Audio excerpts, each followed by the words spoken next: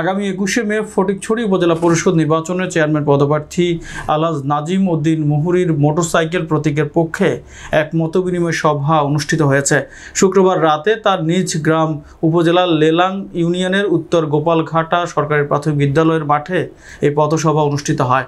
উত্তর গোপালঘাটা সরকারি প্রাথমিক বিদ্যালয়ের সাবেক সিনিয়র শিক্ষক মাস্টার আবু আহমদের সভাপতিত্বে সভায় সঞ্চালনা করেন 7 নং ওয়ার্ড আওয়ামী লীগের সাধারণ সম্পাদক মাওলানা মোহাম্মদ উসমান।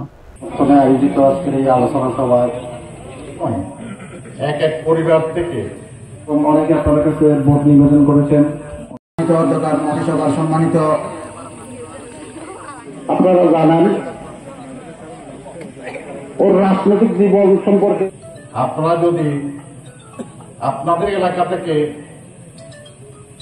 একজন প্রতিনিধি আনতে পারেন, একজন নেতা আনতে পারেন, একজন নেতা তৈরি করতে পারেন।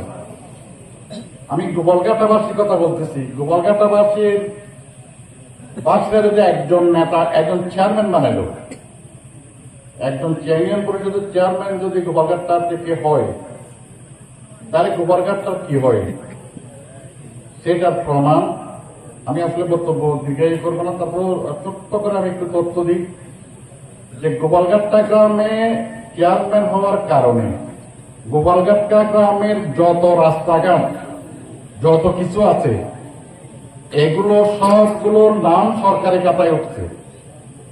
উপজেলার চেয়ারম্যান যদি আল্লাহর মতে আপনাদের দোয়ায়, আপনাদের পরিশ্রমে, আপনাদের কষ্টে যদি হয়, সেটা শুধু সম্মানের জন্য, সেটা দিয়ে মাঝে মধ্যে মরি ঘর বাড়ি করবে না, সেটা দিয়ে তিনি সঙ্গত করবেন না। আপনারা আমাকে চিনেন, উনি চাইলে ওনার যে পদ ছিল সেক্রেটারি পদ, সেটা ব্যবহার করে কোটি টাকা আনতে পারতেন। পারত কিনা? করেছে? আপনাদের মুখ সেখানে উজ্জ্বল করেছে উনি। গত ইলেকশনে ওনাকে অনেক কোটি টাকা অফার দেওয়া হয়েছে, ঠিক কিনা? যদি সে টাকা নিয়ে ফেলতো আপনারা আজকে এখানে সমবেত হতেন না, নিজ থেকে হতেন।